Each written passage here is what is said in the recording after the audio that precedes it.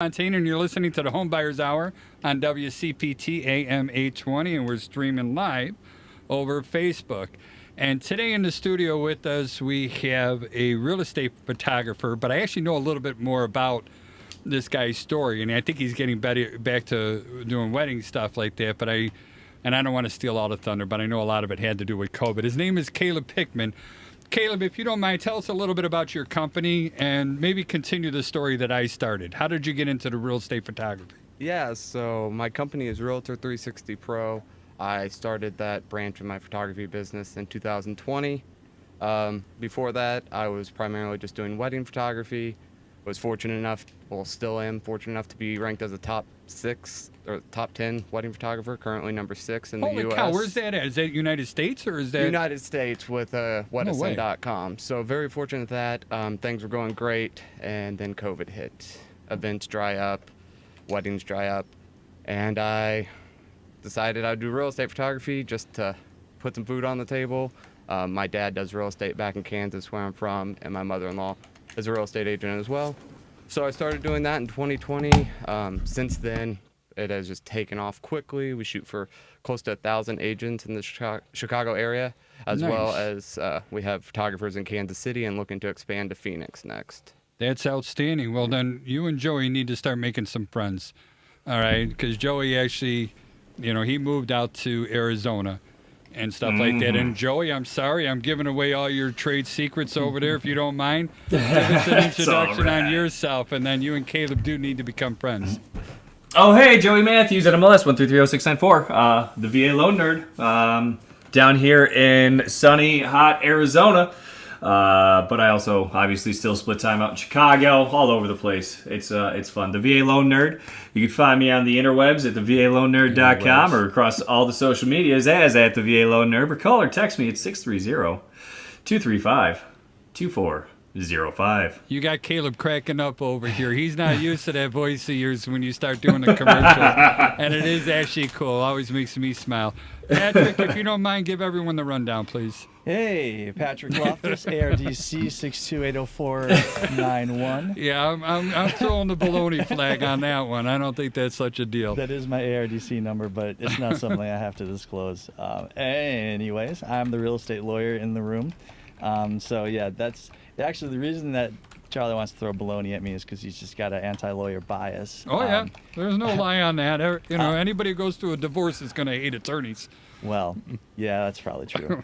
I don't do divorce. I'm a real estate lawyer. The best kind of attorneys. Yeah, the kind that, when you have to go to the doctor, you just make sure when they go, oh, what do you do for a living? You go, I'm a lawyer, and they look at you and you go, Yeah.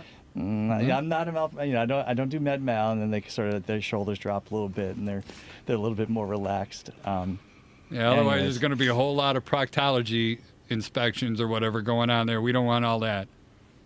I mean, I know. How do you answer that, right? We're hitting the buttons. I mean, listen, Charlie, you are an inspector. Now, we did talk earlier. You're looking to add, value add to your to the inspections. And you I do offer. have borescopes. I'm not going to lie. I did not realize that.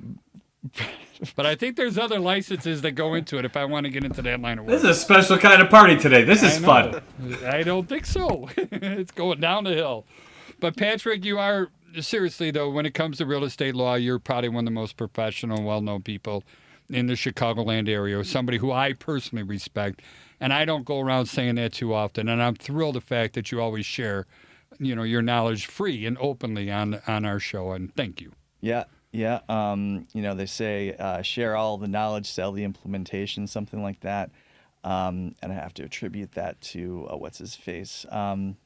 Give me a moment. I'll remember. Anyways, find me. This is what I do. I just absolutely am so many non sequiturs. Just whatever pops into my ADHD brain. That's where we go. The good news is I could keep up. Well, we're both neurodivergent, I suppose. Find me on the socials at Loftus_law on Insta. Loftus is spelled L-O-F like Frank, T like Tom, U-S like Sam, _law. And on TikTok, you're going to find me at Loftus Law. Sounds great. And my name is Charlie Bellefontaine. I own Chicagoland Home Inspectors. We as arrogant and cocky as it sounds, we are the best home inspection company in the Chicagoland area. It's the one I recommend We have over everybody. 1,700 five-star reviews. We use more tools and equipment than anyone else, and then we also do a whole lot of training for home inspectors. Much of it we try to give away for free at Home Inspection University of Illinois, so HIUIL, and that's also a .com. Joey, I'd like to start off with you, if you don't mind, and tell me what's going on in the finance world. I have been swamped, all right? Our phone was ringing off the hook. I have to apologize to my wife, Marty, because, man, was I wearing my crinky pants yesterday and the day before because that phone was ringing so much, I was actually getting annoyed talking to people. That's what a horrible person I am. So that means that in my mind, that means that I should be expecting interest rates to go up soon. Yeah. Well, today's kind of a big day because we're going to see the FOMC minutes. What does that mean? The Fed minutes from their last meeting. We're going to see what they actually talked about. Today being Wednesday, because this will air. Yeah. So for those of you streaming it, you know today is Wednesday. I didn't have to remind you of that, or maybe I did. I don't know. I don't know. Maybe you're streaming this from Australia and you're like, it's Thursday already, dude. And now I'm getting really confused. But if you're listening on the radio, it's Saturday, so I hope I cleared that all up. Yeah, it clears mud. So what are we expecting to happen then? So, man, inflation data came back friendly last week, right? And actually, if you strip housing out of inflation data from last week, we're actually at a 2% already. Well, that's where we want to be. That's what I heard you say numerous times. Yeah, no, and that's where they want to be. But because we can't strip housing out of inflation data, it still came back at that 3% number, which is higher than where they want to be. The bond market initially reacted positively, and then later in the day there was a sell-off that no one could really give a positive explanation for. I think more people were just weighing more heavily on the meeting minutes being released later today, 1 p.m. Central Time, Wednesday, August 16th. 1 p.m. Central Time, and that's when we'll get an idea of what their plan is going forward through the rest of the fiscal year, calendar year. But right now, yeah, I mean, people are buying.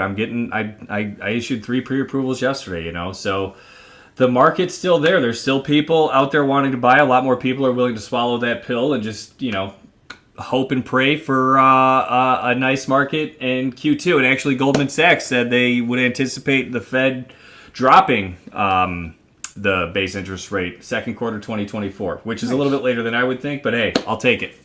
Yeah, Buy now.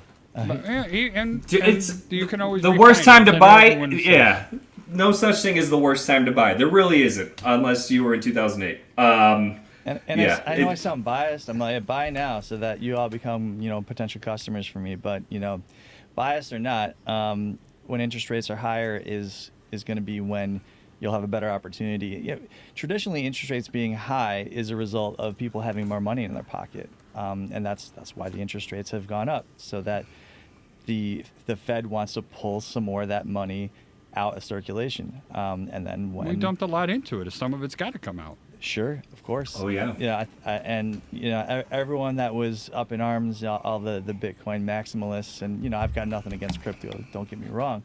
Who are like, the Fed's just printing money. It's like, you need to understand how monetary policy works. I mean, at some points in time, yeah, we're going to print more money, and yeah, it's going to make some people nervous because inflation can happen.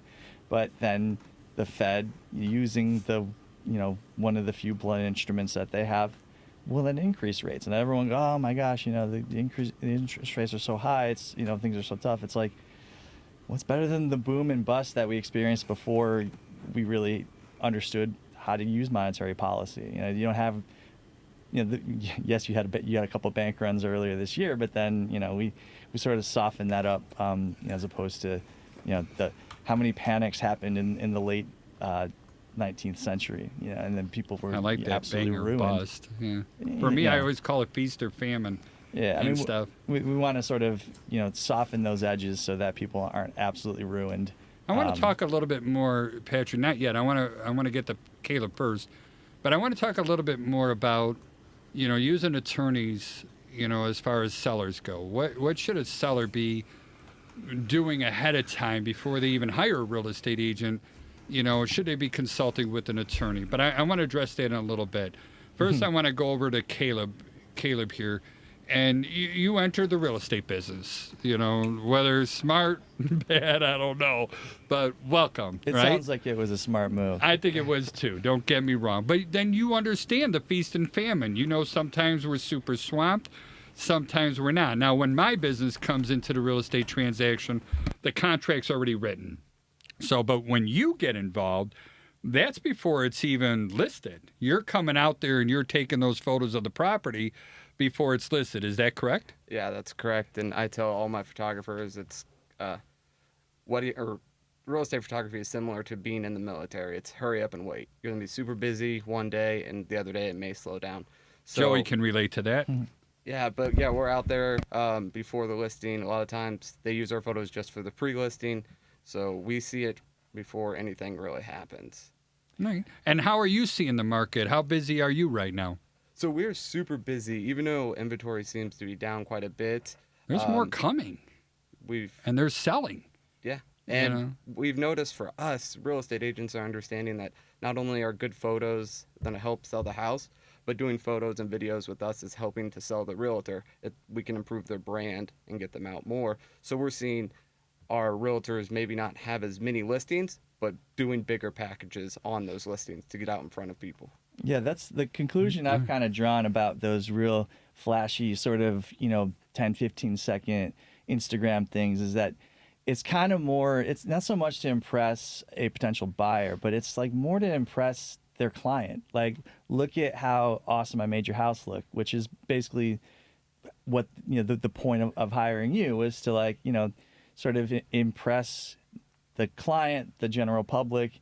The people who are going to come and buy are going to be using generally speaking, a real estate broker and going through that way. Yeah, so I tell all the agents I work with, we sell you, you sell the house.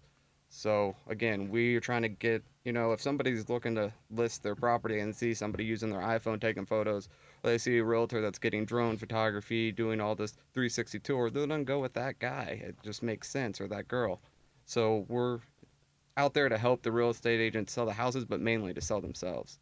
Yep. What percentage? Now, you and I both advertise in a magazine. Actually, I don't know if you do advertise in that magazine. I know you do a lot of work for them. But in the Real Producer magazine, do you advertise in that? Yeah, I do. You do. And what percentage do you feel? Now, for those that don't know what Real Producers is, they keep the top 250 real estate agents in the market. The ones that we work in is in the Chicago market, basically.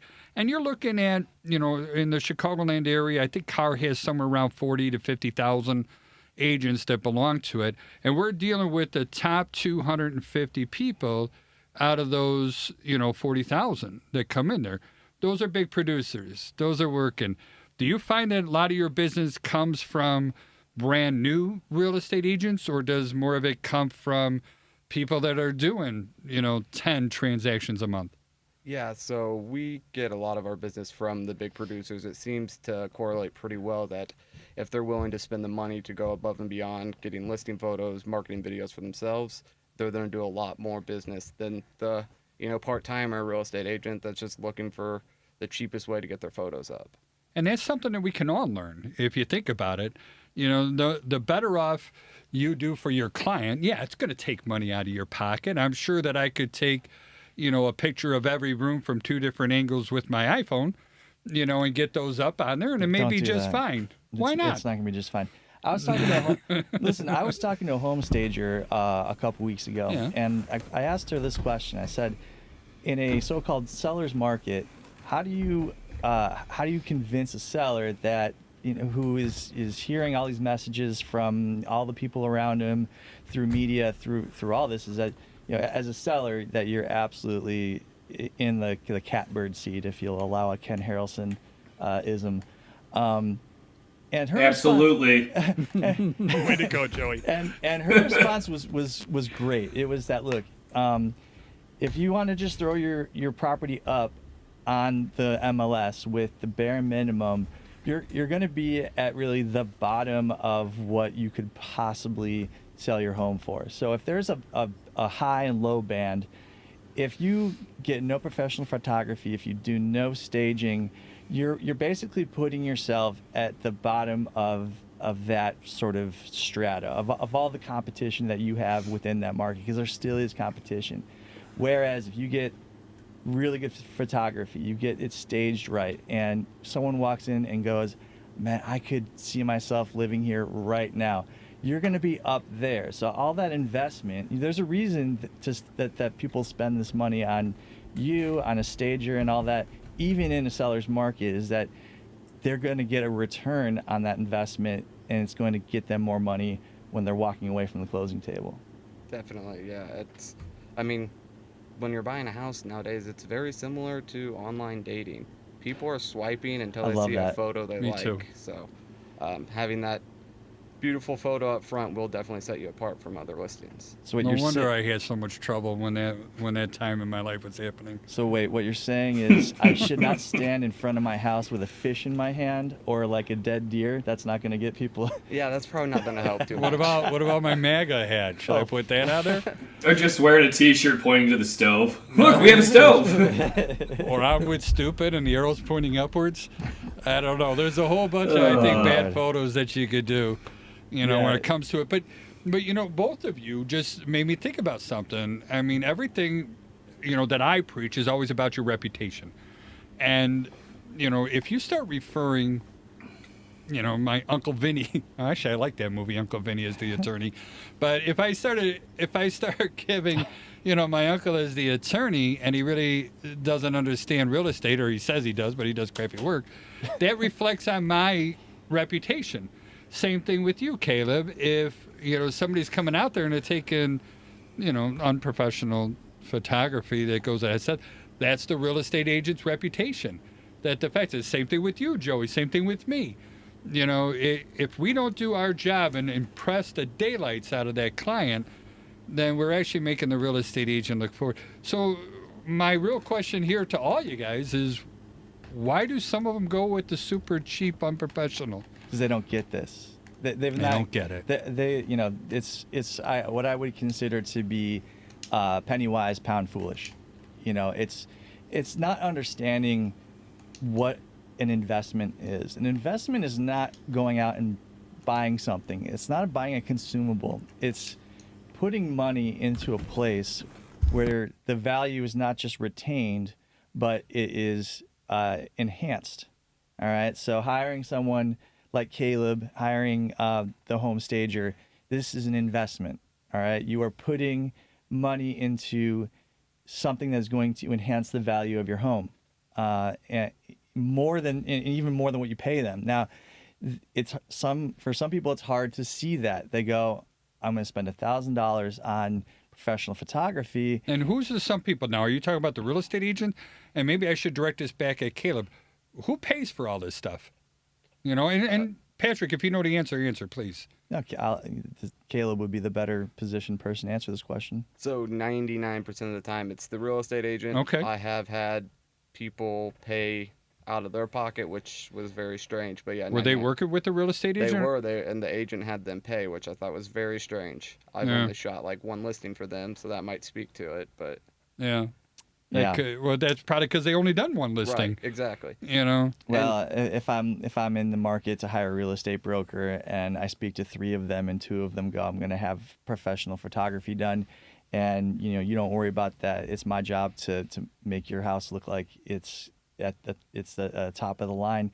And then the 3rd one comes in and goes, I'm happy to do all of that. Here's what those added value services cost, and they hand you a price list, above and beyond the 3% or 6%, whatever it is that they're going to charge. Which one's going to get hired more often? Right.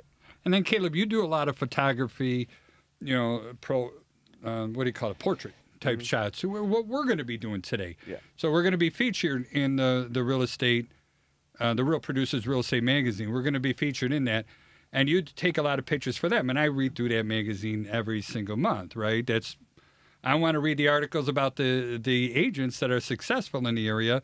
And I want to bring them on the show so they can share their secrets, And they're never secrets. They're always open to share it.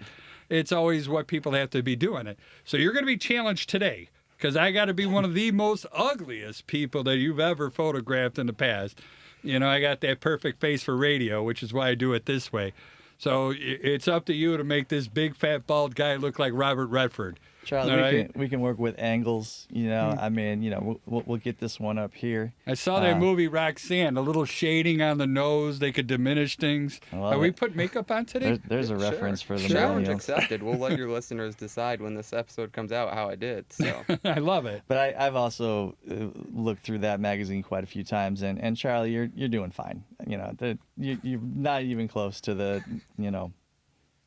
I'm gonna stop because I'm about to send my reputation down with the submarine, or the submersible rather. Well, let's take that back to, you know, your reputation. I want to turn it back on you a little bit. I know with our business, you know, we do a lot of direct-to-consumer marketing, all right?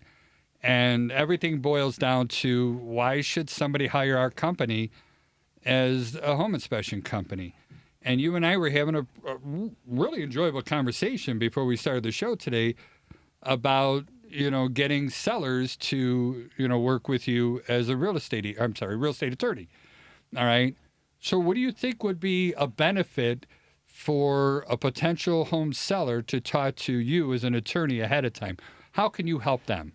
Well, I mean, the first thing that comes to mind is that, you know, as far as you said, there's 40, 50,000 lawyers. There is that many lawyers in the in the Chicago area, but there's that many real estate brokers, at least members of CAR, and that can be overwhelming as far as which is the one for you. It just so happens I work with a lot of real estate brokers, and you know, that the first value add I can think as far as that goes is to point someone in the right direction as far as a real estate broker who is going to be not only competent, but, you know, match them personality wise and be a good fit, generally speaking, as opposed to just sort of going out there and, you know, shooting in the dark and hoping for the best. You know, other things that we can talk about are expectations. You know, a seller is going to go in, their pain points are going to be, you know, am I accepting a price that's less than what the best is? They're going to eventually accept an offer, and more often than not, they're going to think to themselves, I've left $10,000 on the table. Meanwhile, that buyer thinks that they overextended themselves for $10,000. So everybody got ripped off. Well, you've got, that's a happy transaction. Well, yeah, I mean, it's one that'll probably, you know, close when either the transactions that are, you know, most likely to close. I mean, most of them do, but, you know, either each side sort of feels like they got done, or each side feels like, you know, they won in the situation. You know, where one feels like they won and the other feels like they got done. Those are the less happy transactions. Because at the very least, if you look on the other side, and the other side goes, I'm unhappy, and you're also unhappy, you go, well, you know, that's some data for you, as far as like, well, you know, maybe I did all right.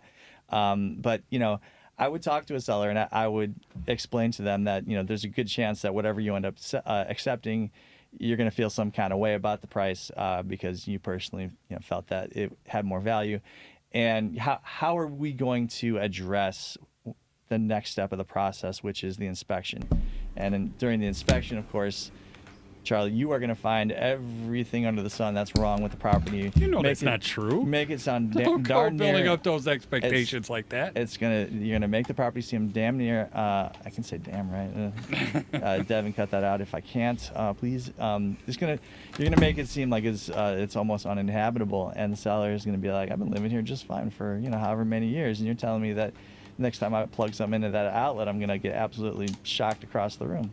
Well, maybe, but... And that's why it's a good idea to have a conversation with the clients about those issues, so you could explain that to them. And you go, look, and just sort of laying out all of the, you know, gaming it out. You don't want to necessarily take it too far down the line, because you could be talking for hours about, well, if this happens and then that and then this happens. But you can kind of give them general ideas of, you know, this is what this process is going to look like, and, you know, if they need to know, you know, what the closing costs are going to look like, or, you know, we need to talk about tax credits. One thing I can definitely do, which I talked about on one of my on yesterday's Instagram, is check to make sure that they were getting all their exemptions, because if they're not, I will send them straight to the assessor's website to apply for the exemptions, and they'll get a nice, maybe not so little check back from the county, and it'll also serve to reduce the credit that they have to give to the buyer. So there's a added value there. So there's a lot of value I can provide to a seller, especially if they're coming to me at an early stage. No, all that's good. And we did have somebody post on Facebook, talking about new agents. New agents are going to go with unprofessional photos. I guess we're going back to you, Caleb. Unprofessional photos because they are cheaper. They're cheaper to obtain, and new agent budgets are slim. And I get it, and I understand it. I can't spend money I don't have. However, I think that's another reason why so many people come and go in this business. Mm-hmm. You got to be willing to take your lumps. Those are lessons to be learned. And you're going to be making a poor reputation out of yourself if you. Seriously, and Patrick rolled his eyes for those listening on the radio. I have a little bit of a different take, but okay, sure. So, yeah, I mean, look, your reputation is an ongoing thing, right? I might have a good reputation today, and then tomorrow I might do a racism, and now I don't have a good reputation. All right. Whereas when I first start, my lack of experience is going to be an element of my reputation, and it's not necessarily good or bad. It's a data point, and if you are okay with having someone with a little bit less experience, but that because they only have 3 clients, you're gonna be able to pick up the phone and text them or call them anytime. You might find more value there. Whereas some of the top producers, who I won't name because I value my reputation, they may be at the listing at the listing appointment, where they're trying to sell you, but then you may be shuffled off to someone on their team and never talk to them again. So point. Yeah, you're going to get like the Cadillac package from those folks, but you might not like how that ultimately plays out. So there's of course there's room for new agents in this business, because, well, if you don't make room for them, at some point the seasoned agents are going to become very seasoned agents, and then they're all going to move down to to be Joey's neighbor, and they won't be agents anymore, and then there won't be any agents. So I think that's part of building a reputation, and there will be some missteps. We all start out in business, and we don't know what we don't know, and we acquire experience, and then eventually we hire someone like Caleb, as opposed to, just a guy with an iPhone and a selfie stick, knowing that price versus value are very different things. The price might be better for the cheaper photographer. The value's not there until you hire someone like Caleb. And Patrick, if people have more questions about, real estate law, how do they get hold of you, please? Slide right into my DMs. You can find me on Instagram, Loftus_law. You find me on TikTok at Loftus Law. You can email the show at show@thehomebuyer'shour.com. Nice. And Caleb, again, how do people get hold of you if they, and tell us all the services that you and your team provide? It's not just real estate and wedding, right? Yeah, so we provide, when it comes to listings, photos, videography, drone photography, floor plans with or without measurements, 360 tours, virtual staging. I'm sure I'm missing things, but that's about it on the real estate side. And then for any other promotion need, video, headshot, I also provide that. And you can reach me by call or text at 816-769-2256, or shoot me an email at info@realtor360pro.com. I love it. And I did find another phone number for you, 816-974-8285. Is that still valid? That is still valid. That is also another line that I have. So that's terrific. For my wedding photography primarily. Gotcha. And maybe that's the website I ended up going to hunt you down and get you over here. Joey, before you give us your lowdown and stuff like that, when it comes to real estate agents referring you as their mortgage lender, it's the same thing. Everything deals with their reputation that they're asking about. What do you do, or what makes you unique that you can make a real estate agent look good to their client when you do your work? I just don't have things get denied, right? It's as simple as just doing your job, which I hate saying. And that's also another arrogant statement that you're saying, and I love it. All right? I don't hate that. It's not an insult. But go on. Yeah, no, I mean, don't get loans denied. Make them look like superstars. At the end of the day, that's all that matters, you know? You want them to refer you, do a good job for them.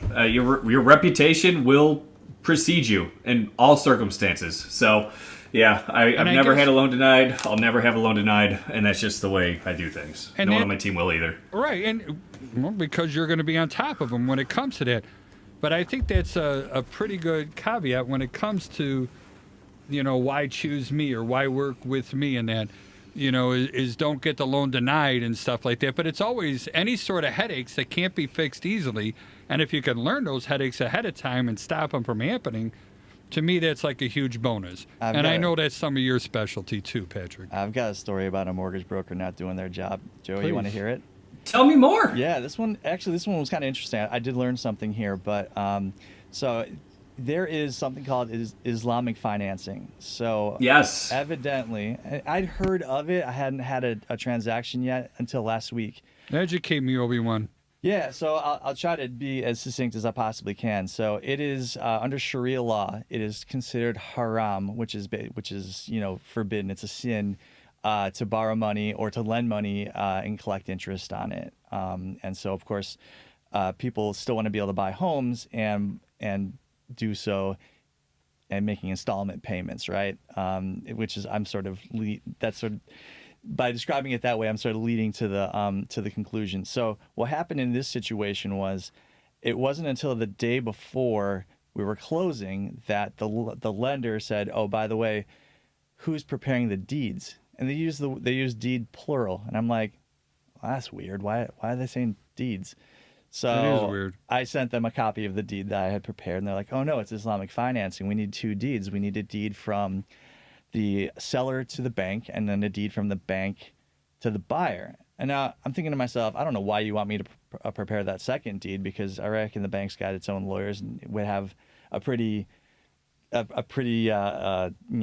will have an opinion about what that deed's supposed to look like. And, they didn't give me too much detail on that. So I was like, well, I can do that, but it means the day before closing. So now I've got to explain to the seller, hey, I know you already signed all the docs, I know you already mailed them, but I need you to take this new deed, because I just found this information out, to the notary again and get it notarized, and I need you to get that deed to the title company.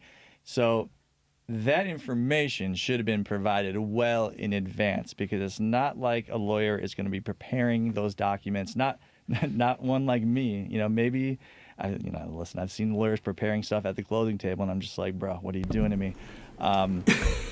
But it doesn't happen very often. This is something I like to. Maybe if the client's not there, they won't know, but it just seems so unprofessional. It is. It's terrible. But it's like, look, now, okay, fine. For me, I want to. That process needs to be started about 2 weeks before closing, as far as drafting the closing documents, obtaining all of the different title clearance documents that I need, because although I would say, the majority of the time I can get all that stuff within a couple of days, there are situations where you might have a mortgage servicer that's a smaller servicer or a bank, and they may say it's going to take 5 business days from faxing in the request from the. I can't fax from my location. Yeah, well, I have 2023. I know I have the. I can't fax from 2023. It's terrible, but you just banks are fairly inflexible about that stuff. But to come to first of all, an assumption should not be made that based on the person's name or something, that obviously they're going to be needing a Sharia compliant loan. I mean, I've only had one, and I've certainly represented and had Muslim people on both sides of transactions. Yeah. And not one time I encountered this. So, anyways, didn't do their job. Should have from the get-go been like, y'all, it's, this is going to be a little bit different than what you're used to. I just want to make sure that, you understand that when the documents get prepared, this is the expectation, because ultimately what happens is the bank, at closing, the buyer assigns the contract to the bank, so the bank becomes the buyer. The bank buys the property from the seller, and then they sell it to the buyer with the idea that they're going to make installment payments toward the purchase price, and they increase the purchase price between what they bought it for and what they're selling it to basically earn the amount of interest that they would have earned it. So it's very much a workaround. I'm going to stop there because if I say the cheeky thing that I'm thinking about, I will definitely upset I'm some listening people. to all that, and part of me makes me think, well, isn't it kind of what most mortgages do? I'm going to go ahead and sign off. I'll get a mortgage. It'll be ABC Bank, and then they end up selling it to someone else, and now I'm making my mortgage to some other bank company. Yeah. Is that different, or is that the same? It's different in the eyes of the folks who matter is what it ends up being. So we do a lot of things to for reasons of complying with religions. What am I saying? We do a lot of stuff because of religion. There's blue laws in certain parts of this country where you can't buy alcohol on a Sunday. Why is that? Because we want that to be God's day. If you're an Orthodox Jew, there's a whole lot of rules for you between sunset on Friday and sunset on Saturday. Yeah. That was one of the hardest things as a paramedic I had to deal with. We had, somebody that was very religious. They were Orthodox Jewish, and their son needed emergency intervention. And they wouldn't let us put him in the ambulance, and we couldn't do anything because it was based on religion. Yeah. But we were going to wait there because that poor boy was going to die. And it wasn't until we finally convinced Mom to say it was okay that we were able to do something and intervene. And it was just a very difficult thing for me to understand. Yeah. But it's still, got to be respectful. Sure. It's not up to us to try to understand it, because if we try to and we overlay our set of ethics and morality, it's not going to match, and then we're going to just react in a certain way. And I think the better approach is to say, well, I'm gonna work with it. Yeah. It makes me think about you when you take pictures. I mean, are there things you have to watch out for that are going to be in the home that you don't want to be in that listing? I mean, there are, and we try to prepare each homeowner with a list of how to prepare for the photo shoot. Okay. I can think of all sorts of things to be like, yeah. Well, give me some of those things that are on that list. Flush that toilet. No, gosh, no. I got a story about that, but no, We're not gonna go there. I've already eaten enough of the of the air here. So yeah, Caleb, I mean, tell there's us. plenty of things, as simple as let's remove trash cans, toilet seats down, stuff like that. We want all the lights on. You get people that do it, and then you get people that don't. I've walked into a house and they said they were prepared. I don't want to know what it looked like before they prepared because there's a half-eaten sandwich on the counter. So what do you do?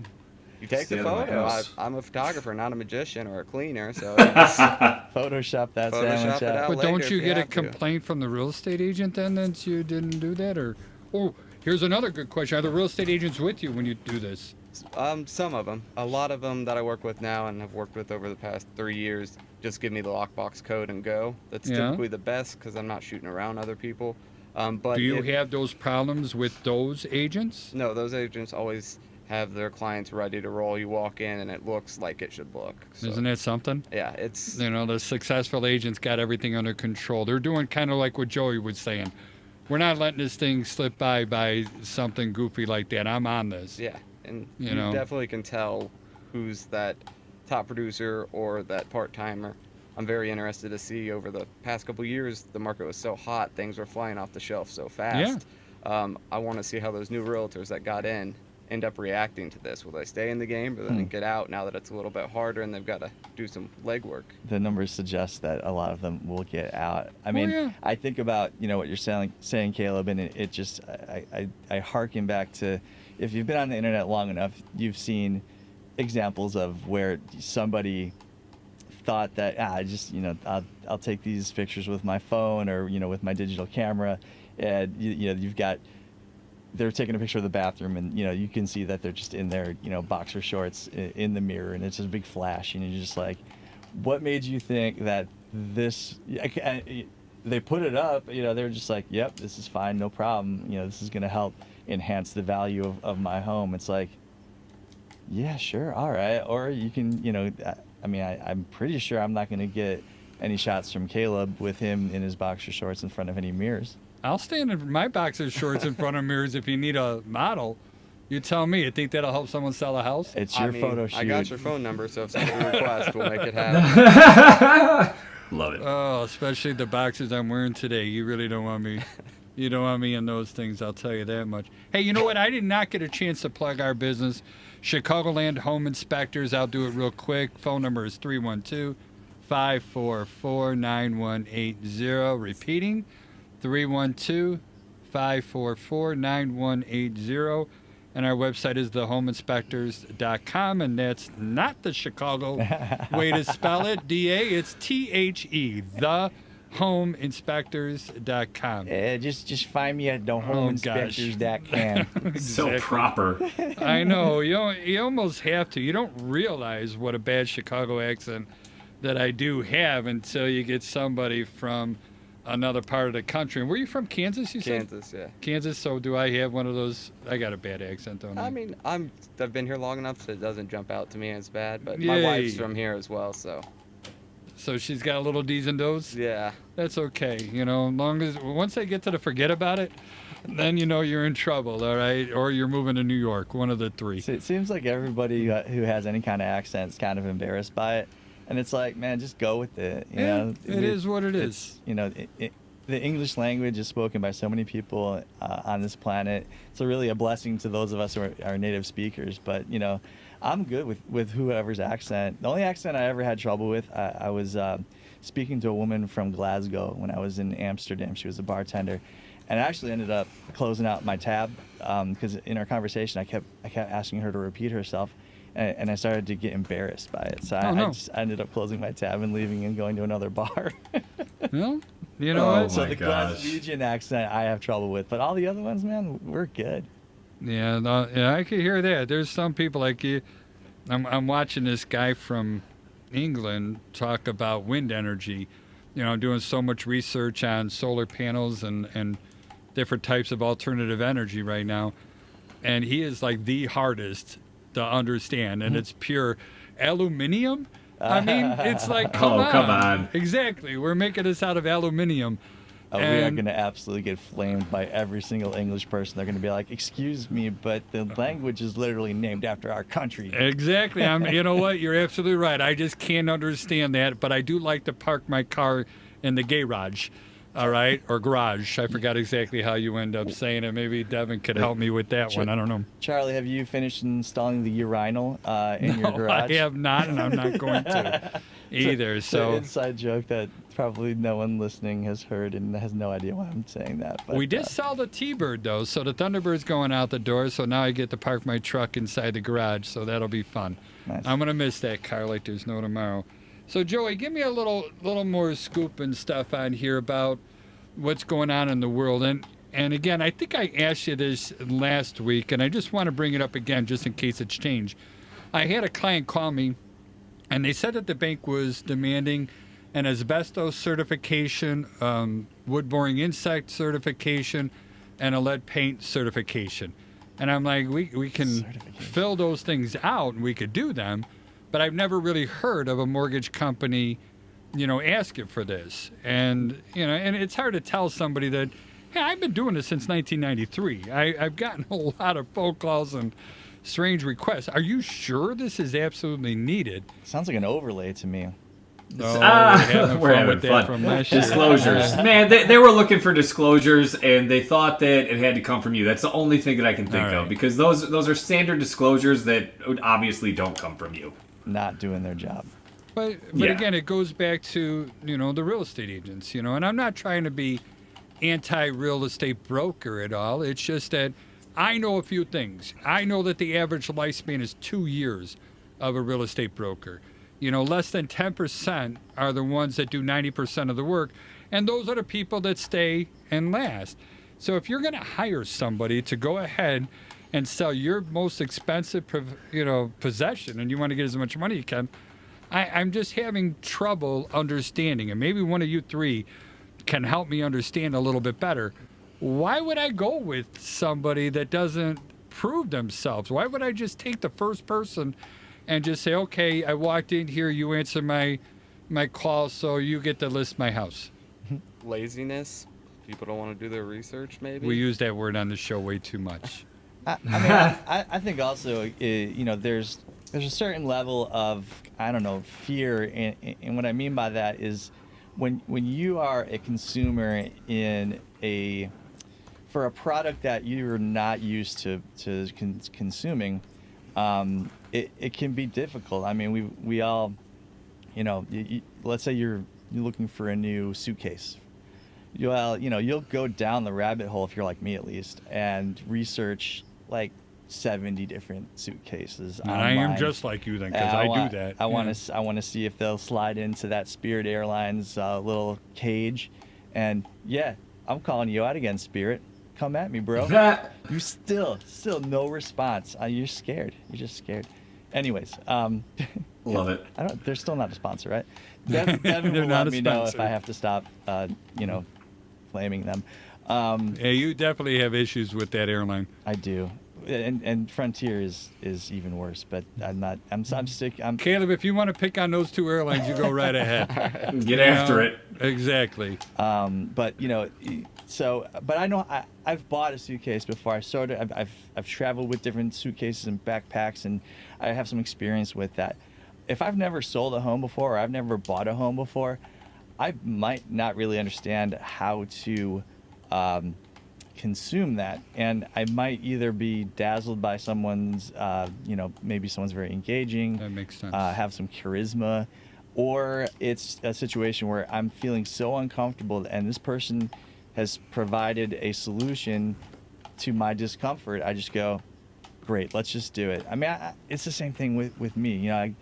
Whoever the first lawyer that the person calls is probably getting hired, because I'm going to answer the phone and I'm going to provide a solution to their pain point. Their pain point is, I need to hire a lawyer between now and 5 days from now. I'm not sure how I'm going to find and interview, 3, 4, 5 lawyers within that time frame. And they call me and I go, yep, I'm the real estate lawyer. I can sort you out. And more often than not, they go, great, let me just, have my agent send you the contract and off we go. So, if you have enough about you to solve that pain point, then that's it. They're good to go. And if that person isn't quite the, what they say they were going to be, it might end up being a not so great experience. Now, the good news with me is when I'm the only one you interview and the contract comes my way, you are going to get a great experience. So, you got lucky. Which actually, I'm going to bring this back to Caleb again. How, in such a short time frame, because you didn't know anybody here, or maybe you knew one, in the Chicago area as far as real estate, how'd you get these top producers to start using you? When I was looking at it, I kind of noticed what all the major photography companies nationwide were doing, where they had a lot of overhead. They were charging way more than they needed to, and there was no consistency. So simply by creating packages that fit each house's need, because each house will have a different need, and make it very customizable for our realtors, I think was a big reason people started coming to me. So, do you do a lot of A/B testing or get feedback from the agents on how to improve your service? Yes, I always ask, because we're always trying to improve. So always getting feedback is very helpful. But we're fortunate enough to come up with the pricing situation. Sounds good. It sounds like you've got sort of a knack for the marketing angle of it, and you're like, I don't know what these other folks are doing, but I provide a top-notch product, and I can present it to people that want this product in a way that's going to make them want to consume it. Yeah. But there's the key right there. You have to be able to present it. You only got 30 seconds to go ahead and tell somebody without trying to sell somebody, but you got 30 seconds to inform them why choose you. Why should I hire Caleb Pickman? great product, even better value. Those are baloney words. I'm sorry. Okay. I'm going to throw them all out. It means crap to me. All right, give me something with teeth. Why choose you? Because I'm an experienced photographer that has over 15 years. I've won multiple awards, and my photos That speak for awards themselves. has teeth from large organizations. Look at the photos. See what we have here. Do your research. This is what you're going to get. You're able to show your product. Right. That's Yeah. huge. Yeah. I mean, You can't, Patrick. yes, I can. How? Have you seen my Instagram? I seen my have seen TikTok? your Instagram, and you're sharing your knowledge on that. You're right. Absolutely. I And stand corrected. Even more so. I mean, it's the perfect place to just go look at my Instagram. You can see he can show the work, right? Like, go back to school where they were like, you need to show the math. I mean, he just goes, the math is right there. Check out my Insta, and then compare my pricing to the other folks who are producing at best similar quality product and probably not as good a product. So. And Joey, how do you do it? How do you tell somebody you're one of the best out there without saying I'm the best? Man, I just give examples of things that have happened, how I saved them, right? Nothing's better than a real life story of what happened and how I fixed it. How many times can a person get denied and somehow I can miraculously get it closed, right? Stories are excellent, Yeah. excellent ways of demonstrating value. And by the way, I want to, the fella who said, give away all of the info, sell the implementation, Alex Hermosi. He's an excellent follow on Nice. TikTok. Give credit where credit's due. Yep. And Joey, if people, we're getting towards the end here, if people do have any questions, how do they get hold of you, please? Well, you can find me on the interwebs at thevaloannerd.com. Find me on social media as at thevaloannerd. All of them. Every single social media. Think of it, it's there. Or feel free to call or text me at 630-235-2405 or email me at show@thehomebuyer'shour.com. That's what's up. And I got to say, though, it's not that you can get a loan closed that somebody else couldn't. Is they didn't know how to. All right, Correct. and you know how to. It's not that the loan couldn't be closed and you're some sort of magician. You just know the rules and you know what needs to be done to make it happen. And that's the sad thing is, we all pay for education one way or another, and sometimes that college of hard knocks is pretty damn expensive. And that's one thing that I have a lot of thankfulness for you. So Caleb, how do they get hold of you, please? Yeah, you can email me at info@realtor360pro.com. Call or text 816-769-2256, or visit our website www.realtor360pro.com. Do you do business portrait pictures too? Yes. All right, I might be sending our team over to you. We'll see. Yeah, if you don't have a professional headshot, you need one immediately. But my professional headset, I think I was, 24 years old, and I had hair on my head.